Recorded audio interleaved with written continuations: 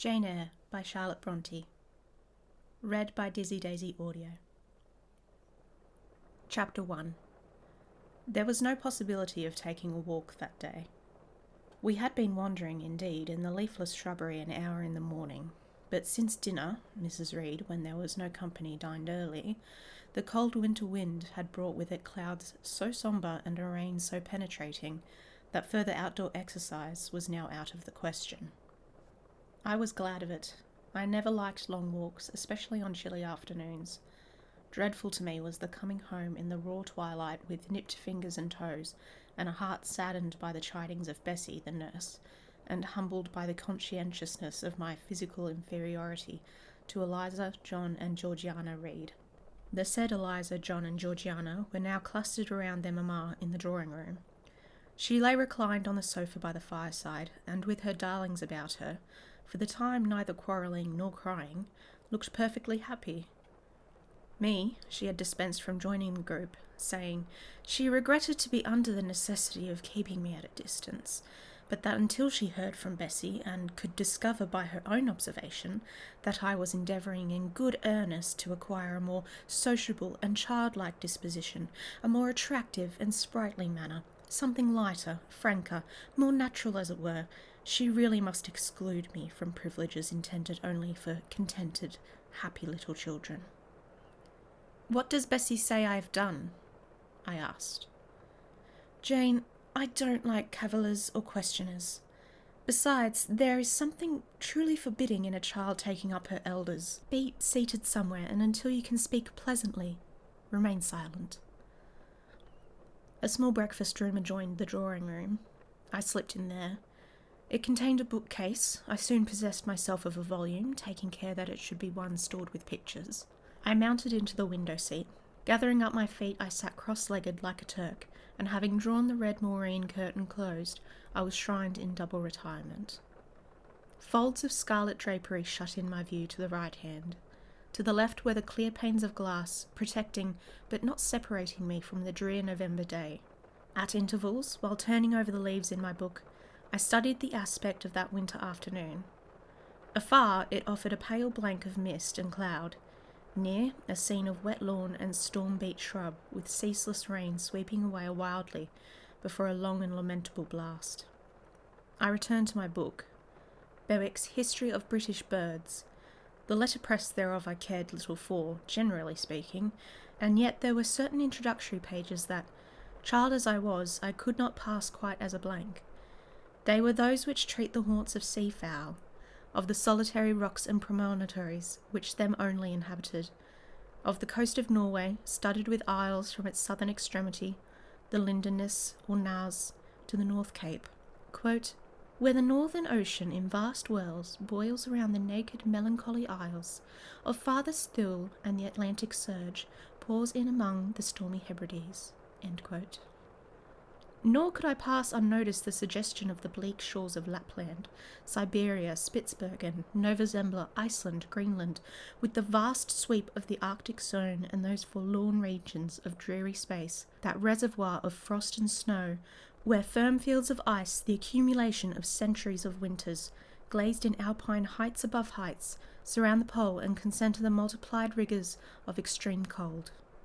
Of these death-white realms I formed an idea of my own, shadowy, like all the half-comprehended notions that float dim through children's brains, but strangely impressive.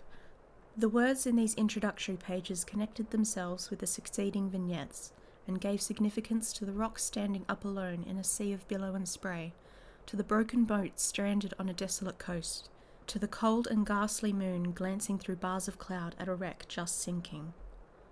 I cannot tell what sentiment haunted the quite solitary churchyard, with its inscribed headstone, its gate, its 2 trees, its low horizon, girdled by a broken wall, and its newly risen crescent, attesting the hour of eventide. The 2 ships, becalmed on a torpid sea, I believed to be marine phantoms. The fiend pinning down the thief's pack behind him, I passed over quickly. It was an object of terror. So was the black horned thing seated aloof on a rock, surveying a distant crowd, surrounding a gallows. Each picture told a story, mysterious often to my undeveloped understanding and imperfect feelings, yet ever profoundly interesting. As interesting as the tales Bessie sometimes narrated on winter evenings when she chanced to be in a good humour, and when, having brought her ironing table to the nursery hearth, she allowed us to sit about it, and while she got up Mrs. Reed's lace frills and crimped her nightcap borders, fed our eager attention with passages of love and adventure taken from old fairy tales and other ballads, or, at least at a later period, I discovered, from the pages of Pamela and Henry Earl of Moreland. With Bewick on my knee, I was then happy at least in my way. I feared nothing but interruption, and that came too soon. The breakfast-room door opened. "Beau! Madam Mope!" cried the voice of John Reed. Then he paused. He found the room apparently empty. "Where the dickens is she?" he continued. "Lizzie! Georgie!" calling to his sisters. "Joan is not here.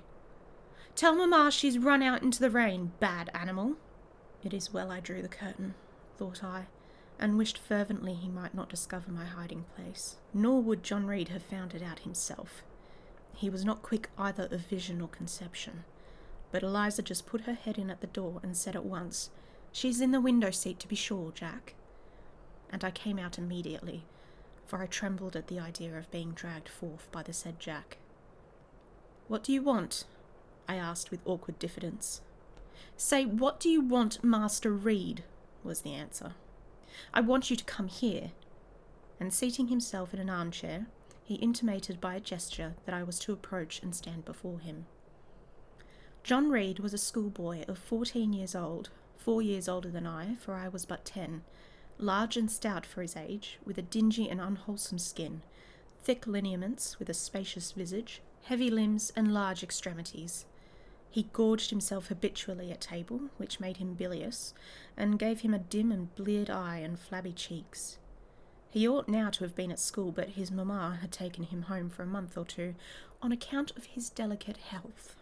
Mr. Miles, the master, affirmed that he would do very well if he had fewer cakes and sweetmeats sent him from home, but the mother's heart turned from an opinion so harsh, and inclined rather to the more refined idea that John's sallowness was owing to over-application and, perhaps, pining after home.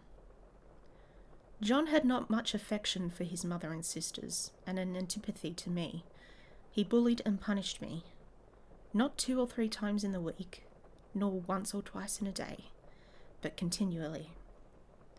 Every nerve I had feared him, and every morsel of flesh on my bones shrank when he came near.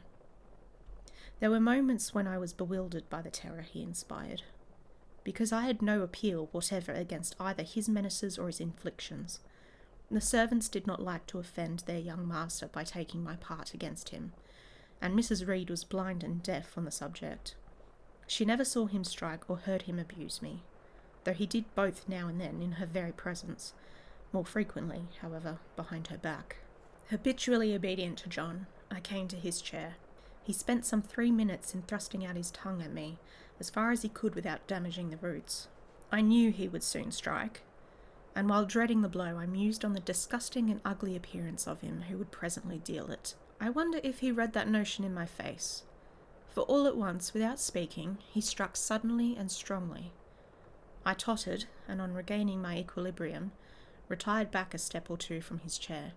"That is for your impudence in answering Mamma a while since," said he, "and for your sneaking way of getting behind curtains, and for the look you had in your eyes not 2 minutes since, you rat."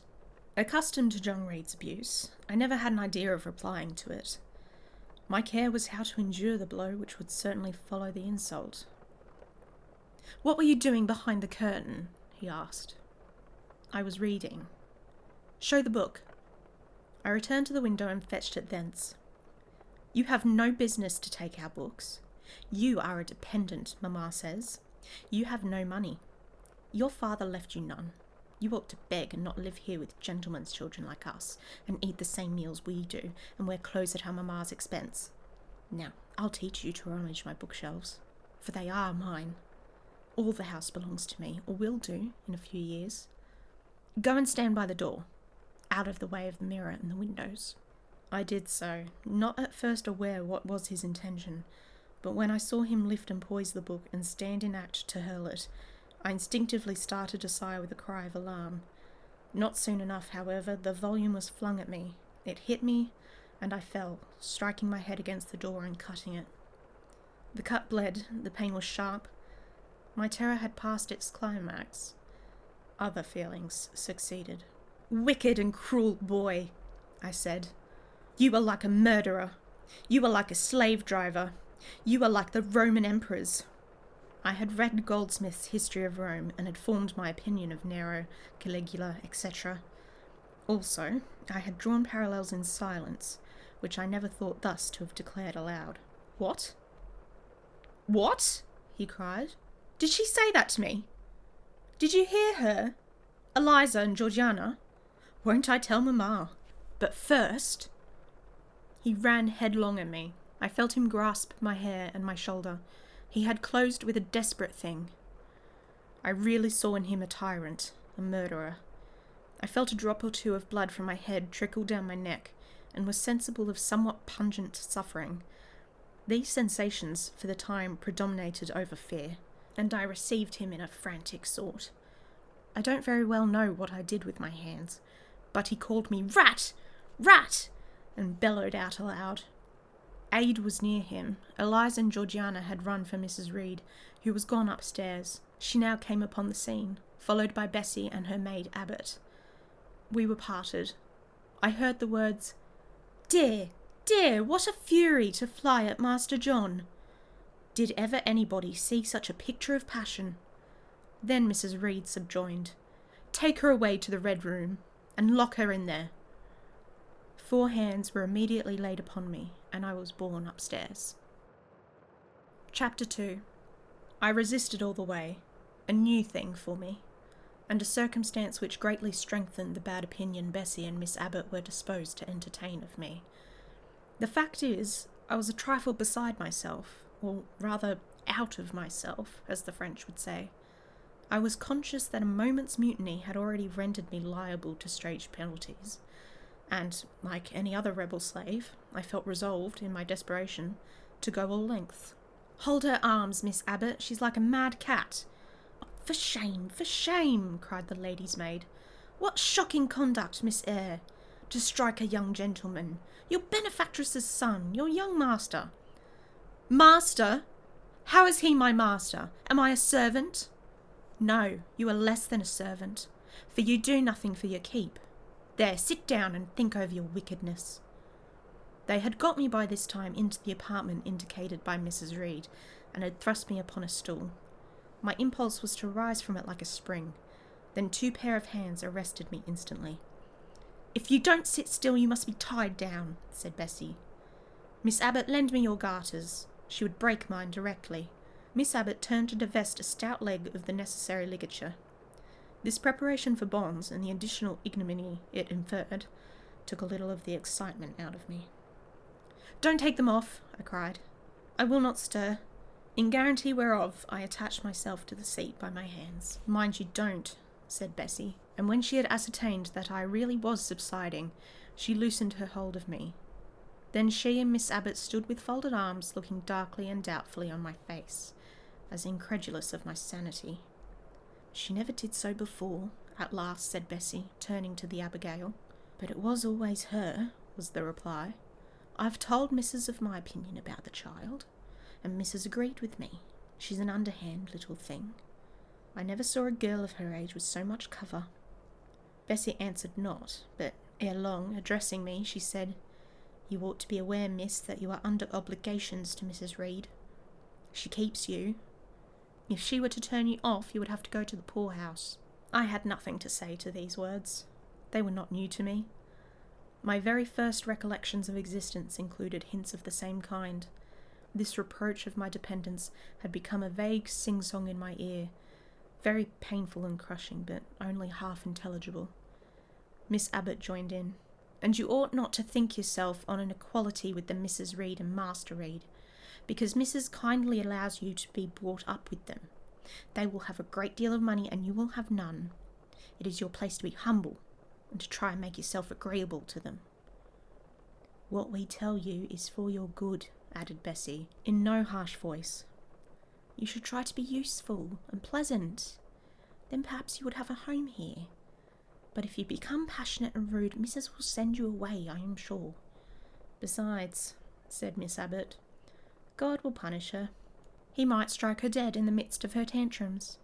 And then where would she go? Come, Bessie, we will leave her. I wouldn't have her heart for anything. Say your prayers, Miss Eyre, when you are by yourself, for if you don't repent, something bad might be permitted to come down the chimney and fetch you away." They went, shutting the door and locking it behind them. The Red Room was a spare chamber very seldom slept in. I might say never, indeed, unless when a chance influx of visitors at Gateshead Hall rendered it necessary to turn to account all the accommodation it contained. Yet it was one of the largest and stateliest chambers in the mansion. A bed supported on massive pillars of mahogany, hung with curtains of deep red damask, stood out like a tabernacle in the centre. The two large windows, with their blinds always drawn down, were half shrouded in festoons and falls of similar drapery. The carpet was red, the table at the foot of the bed was covered with crimson cloth, the walls were a soft fawn colour with a blush of pink in it. The wardrobe, the toilet table, the chairs, were of darkly polished old mahogany. Out of these deep surrounding shades rose high and glared white the piled-up mattresses and pillows of the bed, spread with a snowy Marseille counterpane. Scarcely less prominent was an ample cushioned easy-chair near the head of the bed, also white, with a footstool before it, and looking, as I thought, like a pale throne. The room was chill, because it seldom had a fire. It was silent, because remote from the nursery and kitchens. Solemn, because it was known to be so seldom entered.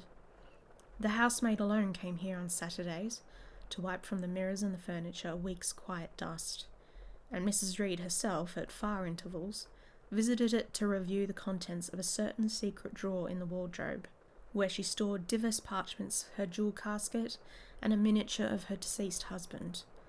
And in those last words lies the secret of the Red Room, the spell which kept it so lonely in spite of its grandeur. Mr. Reed had been dead 9 years.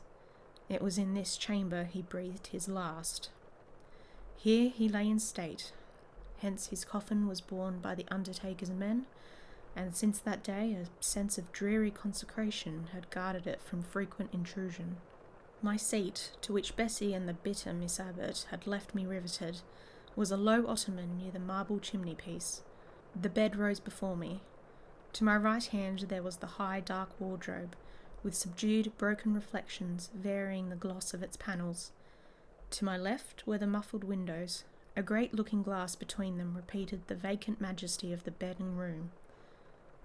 I was not quite sure whether they had locked the door, and when I dared move, I got up and went to see. Alas, yes, no jail was ever more secure. Returning, I had to cross before the looking-glass. My fascinated glance involuntarily explored the depth it revealed. All looked colder and darker in that visionary hollow than in reality, and the strange little figure there gazing at me, with a white face and arms specking the gloom, and the glittering eyes of fear moving where all else was still, had the effect of a real spirit. I thought it like one of the tiny phantoms, half fairy, half imp, Bessie's evening stories represented as coming out of lone ferny dells in moors, and appearing before the eyes of belated travellers. I returned to my stool. Superstition was with me at that moment, but it was not yet her hour for complete victory. My blood was still warm. The mood of the revolted slave was still bracing me with its bitter vigour. I had to stem a rapid rush of retrospective thought before I quailed to the dismal present. All John Reed's violent tyrannies, all his sister's proud indifference, all his mother's aversion, all the servant's partiality, turned up in my disturbed mind like a dark deposit in a turbid well. Why was I always suffering, always browbeaten, always accused, forever condemned? Why could I never please? Why was it useless to try to win anyone's favour? Eliza, who was headstrong and selfish, was respected. Georgiana, who had a spoiled temper, a very acrid spite, a captious and insolent carriage, was universally indulged. Her beauty, her pink cheeks and golden curls, seemed to give delight to all who looked at her, and to purchase indemnity for every fault. John, no one thwarted, much less punished, though he twisted the necks of the pigeons, killed all the little pea chicks, set the dogs at the sheep, stripped the hothouse vines of their fruit, and broke the buds off the choicest plants in the conservatory. He called his mother old girl, too, sometimes reviled her for her dark skin, similar to his own, bluntly disregarded her wishes, not infrequently tore and spoiled her silk attire, and he was still her own darling. I dared commit no fault. I strove to fulfil every duty, and I was termed naughty and tiresome, sullen and sneaking from morning to noon and from noon to night. My head still ached and bled with the blow and fall I had received. No one had reproved John for wantonly striking me, and because I had turned against him to avert further irrational violence, I was loaded with general opprobrium. Unjust, unjust, said my reason, forced by the agonizing stimulus into precocious though transitory power, and resolve equally wrought up, instigated some strange expedient to achieve escape from insupportable oppression, as running away, or, if that could not be effected, never eating or drinking more, and letting myself die. What a consternation of soul was mine that dreary afternoon. How all my brain was in tumult and all my heart in insurrection. Yet in what darkness, what dense ignorance was the mental battle fought? I could not answer the ceaseless inward question, why I thus suffered. Now, at the distance of, I will not say how many years, I see it clearly. I was a discord in Gateshead Hall. I was like nobody there. I had nothing in harmony with Mrs. Reed or her children, or her chosen vassalage. If they did not love me, in fact as little did I love them, they were not bound to regard with affection a thing that could not sympathise with one amongst them, a heterogeneous thing, opposed to them in temperament, in capacity, in propensities, a useless thing, incapable of serving their interest or adding to their pleasure, a noxious thing, cherishing the germs of indignation at their treatment, of contempt of their judgment. I know that had I been a sanguine, brilliant, careless, exacting, handsome, romping child, though equally dependent and friendless, Mrs. Reed would have endured my presence more complacently. Her children would have entertained for me more of the cordiality of fellow feeling. The servants would have been less prone to make me the scapegoat of the nursery. Daylight began to forsake the Red Room. It was past 4 o'clock, and the beclouded afternoon was tending to drear twilight. I heard the rain still beating continuously on the staircase window, and the wind howling in the grove behind the hall. I grew by degrees cold as a stone, and then my courage sank. My habitual mood of humiliation, self-doubt, forlorn depression fell damp on the embers of my decaying ire. All said I was wicked, and perhaps I might be so. What thought had I been but just conceiving of starving myself to death? That certainly was a crime. And was I fit to die? Or was the vault under the chancel of Gateshead Church an inviting bourne? In such a vault, I had been told, did Mr. Reed lie buried, and led by this thought to recall his idea, I dwelt on it with gathering dread. I could not remember him, but I knew that he was my own uncle, my mother's brother, that he had taken me when a parentless infant to his house, and that in his last moments he had required a promise of Mrs. Reed that she would rear and maintain me as one of her own children. Mrs. Reed probably considered she had kept this promise, and so she had, I dare say, as well as her nature would permit her. But how could she really like an interloper, not of her race and unconnected with her, after her husband's death by any tie? It must have been most irksome to find herself bound by a hard-wrung pledge to stand in the stead of a parent to a strange child she could not love, and to see an uncongenial alien permanently intruded on her own family group. A singular notion dawned upon me. I doubted not, never doubted, that if Mr. Reed had been alive, he would have treated me kindly. And now, as I sat looking on the white bed and overshadowed walls, occasionally also turning a fascinated eye towards the dimly gleaming mirror. I began to recall what I had heard of dead men, troubled in their graves by the violation of their last wishes, revisiting the earth to punish the perjured and avenge the oppressed. And I thought of Mr. Reed's spirit, harassed by the wrongs of his sister's child, might quit its abode, whether in the church vault or in the unknown world of the departed, and rise before me in this chamber. I wiped my tears and hushed my sobs, fearful lest any sign of violent grief might waken a preternatural voice to comfort me, or elicit from the gloom some haloed face bending over me with strange pity. This idea, consolatory in theory, I felt would be terrible if realised. With all my might I endeavoured to stifle it. I endeavoured to be firm. Shaking my hair from my eyes, I lifted my head and tried to look boldly round the dark room. At this moment, a light gleamed on the wall. Was it, I asked myself, a ray from the moon penetrating some aperture in the blind? No, moonlight was still, and this stirred. While I gazed, it glided up to the ceiling and quivered over my head. I can now conjecture readily that this streak of light was, in all likelihood, a gleam from a lantern carried by someone across the lawn. But then, prepared as my mind was for horror, shaken as my nerves were by agitation, I thought the swift darting beam was a herald of some coming vision from another world. My heart beat thick. My head grew hot. A sound filled my ears which I deemed the rushing of wings. Something seemed near me. I was oppressed, suffocated. Endurance broke down. I uttered a wild and involuntary cry. I rushed to the door and shook the lock in desperate effort. Steps came running along the outer passage. The key turned. Bessie and Abbott entered. "Miss Eyre, are you ill?" said Bessie. "What a dreadful noise! It went quite through me," exclaimed Abbott. "Take me out!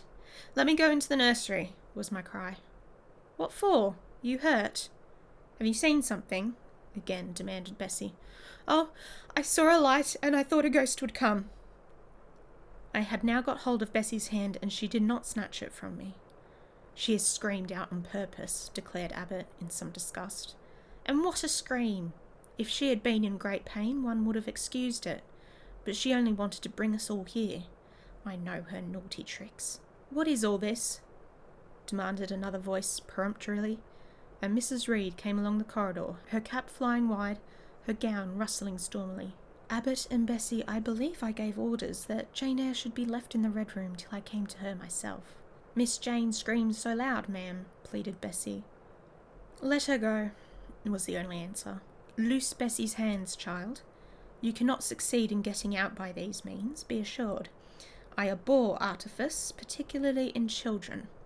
It is my duty to show you that tricks will not answer. You will now stay here for an hour longer, and it is only on condition of perfect submission and stillness that I shall liberate you then." "Oh, aunt, have pity.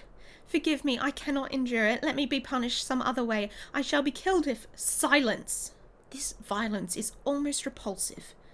And so, no doubt, she felt it. I was a precocious actress in her eyes. She sincerely looked on me as a compound of virulent passions, mean spirit, and dangerous duplicity. Bessie and Abbott having retreated, Mrs. Reed, impatient of my now frantic anguish and wild sobs, abruptly thrust me back and locked me in, without further parley. I heard her sweeping away, and soon after she was gone, I suppose I had a species of fit. Unconsciousness closed the scene.